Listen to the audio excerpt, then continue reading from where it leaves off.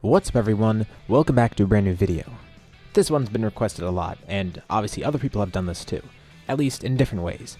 I didn't just want to make a scenario where Frieza simply turns good because I feel like that kinda goes against the whole point of him, and there's definitely a few ways it could be done, but I'd rather do something a little bit different here. In this scenario, he's going to be good from the start.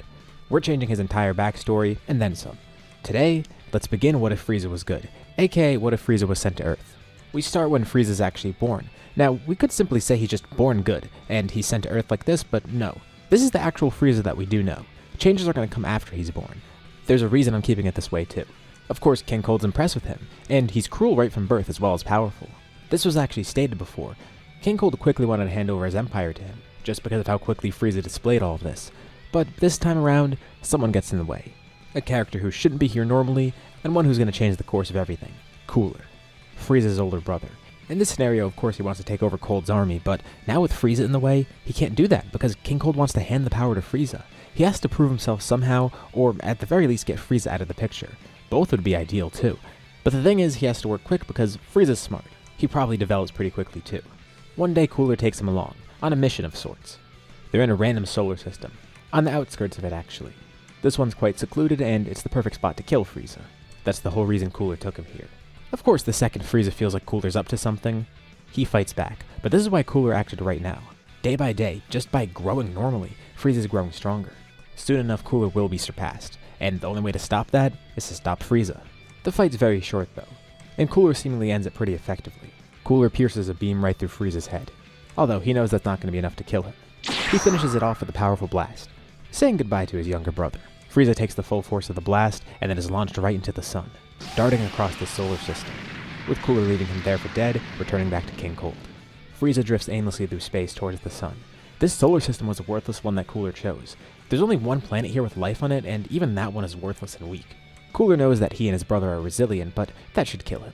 And no one would even bother to look here for Frieza. By the time they did, well, it would already be too late. And besides, King Cold probably won't care either. This will show Cooler's own cruelty if anything, and he'll have a fine replacement for Frieza. This not only gets rid of Frieza, but it's a way for Cooler to prove himself, killing his own brother. What better way for him to prove to King Cold that he's cruel enough to run that empire? Near death, Frieza continues to drift throughout space.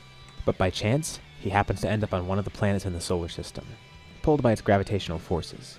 He falls out of the sky and lands in a vast ocean. He's already unconscious and now underwater. Of course he's very durable, but after all that, it's a miracle he's still alive. But something pulls him out of the ocean. He's brought back to shore on a nearby island. He landed miles away from Kame House, and Master Roshi happened to notice something fall out of the sky. He was curious as to what it is though. So Turtle went out to go and find what it was, and they see some alien looking thing there. It's a living creature, but it's definitely not something from Earth. It's kind of freaky. In case you couldn't already tell, to do this story, we're going to have to make a lot of things happen that didn't happen. This way it makes it a little bit more interesting and unique. But another thing is we kind of have to assume some things about Frieza. We don't know his actual age, so we wouldn't know when this actually takes place. So we're going to have to make an assumption here.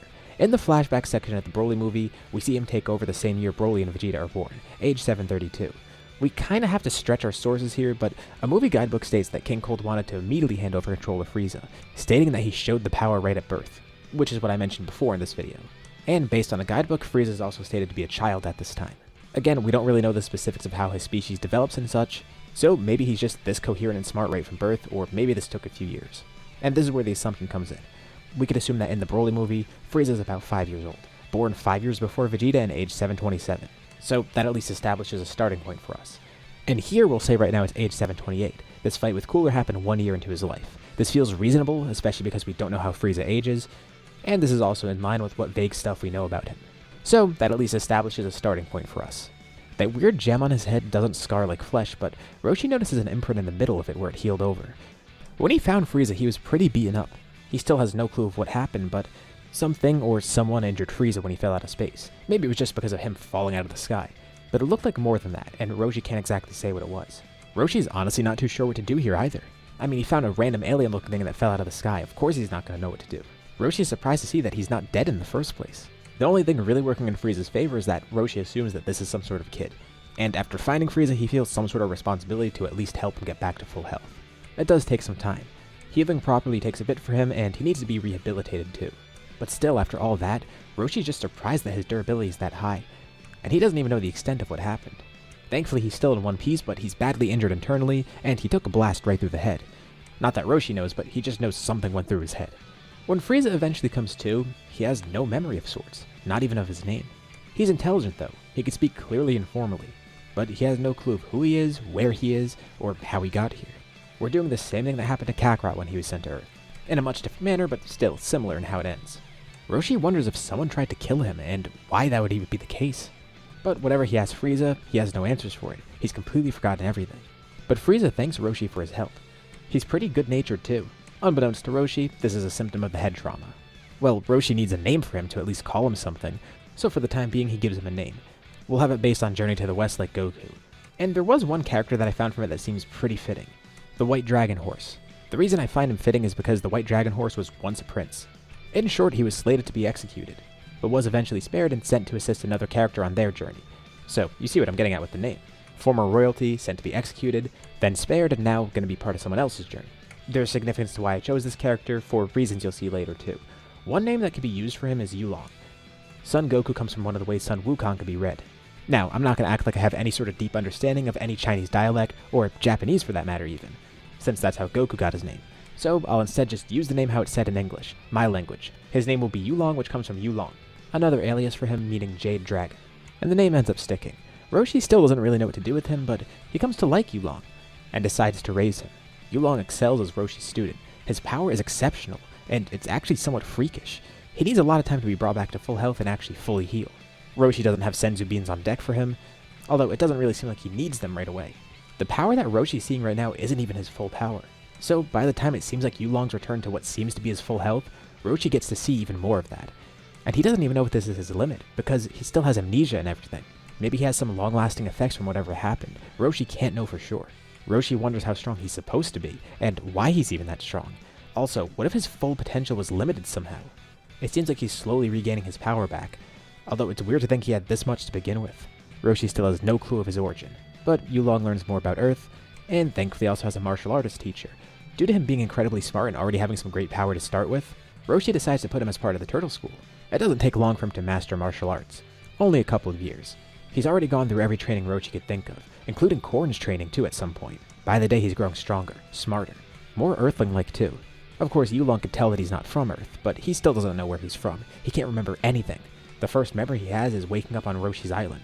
Weirdly enough, at some point, Roshi hears that his former student Gohan even found something that landed in the forest. A baby with a monkey tail, with Gohan now taking this kid in. Weird how it worked out like that. Both of them kind of went through something similar. Of course, with Yulong's progress as a martial artist, eventually he enters one of the World Martial Arts tournaments. He first gained notoriety in the 19th World Tournament, a newcomer who easily defeated all of his opponents and won, defeating them with a single blow, but he was still very respectful. He later entered the 20th World Tournament as well. This second win was enough to cement him as a martial arts champ. Of course, a lot of people didn't like him because of the fact that he won so easily, despite how respectful he was as a warrior. Some people were interested in his power, either wanting to train under him or to kill him. But not much ever really came of this. He's not really the teacher type, so it's not like he ever took up any students. Although it does give Master Roshi some more notoriety too, because that's his teacher. Roshi's been holding on to one of the Dragon Balls for a while, and after all his time on Earth, one day Yulong does bring a Dragon Ball back to Roshi. Given his great power and speed, he's traveled basically all over Earth at this point, wanting to learn more about it, and he stumbled across this one day. He only knew it's important because Roshi had one of them. And now they're matching, master and student, both with their own Dragon Ball. Not knowing that Gohan also has one of his own. Although, this brings the Red Ribbon Army towards Kame House one day. They've always seen Yulong as a threat because he's regarded as one of the strongest people in the world. People clearly think he's not human. They don't know what he is. Is he some sort of deity sent down here? Is he just a weird mutated human? Is he an alien? There's all theories going around it. But either way, there's two things the Red Ribbon Army doesn't like. For one, this guy has too much power. And two, they eventually get more info on Dragon Balls. And they can see that two of them are at Kame House, the place where Yulong supposedly lives. So, they go out there to get them. Although it doesn't really go well. They send a bunch of troops there first, and Roshi and Yulong stop them pretty easily. More and more troops are sent out. And then Yulong decides to stop it at the source. He wants to make sure Kame House is a peaceful place. The Red Ribbon Army is known as a threat worldwide too, so he's doing everyone a favor. He seeks out their base, single-handedly defeating the entire army. Word of this spreads around and he becomes an even bigger hero. He wasn't even using his full power for that. He's so accomplished. He's traveled the world. He's mastered many forms of martial arts. He won 2 world tournaments back-to-back. He's known as a world champ and now a hero for defeating the Red Ribbon Army. Although Roshi's not too sure how to feel because it seems like he's getting a bit too comfortable. Yulong's a very nice kid and is pretty charming too, but Roshi's disappointed that he's not training seriously anymore. At some point, after realizing his amazing power, and easily mastering all forms of martial arts that he could learn, Yulong realized that a lot of this is kind of pointless, mainly the pursuit of strength in general. It's not that he's letting it get to his head, rather, he's just getting a little bit lazy about it. Roshi tries to encourage him further because he wants to see what he's truly capable of, but he doesn't really do much, if at all.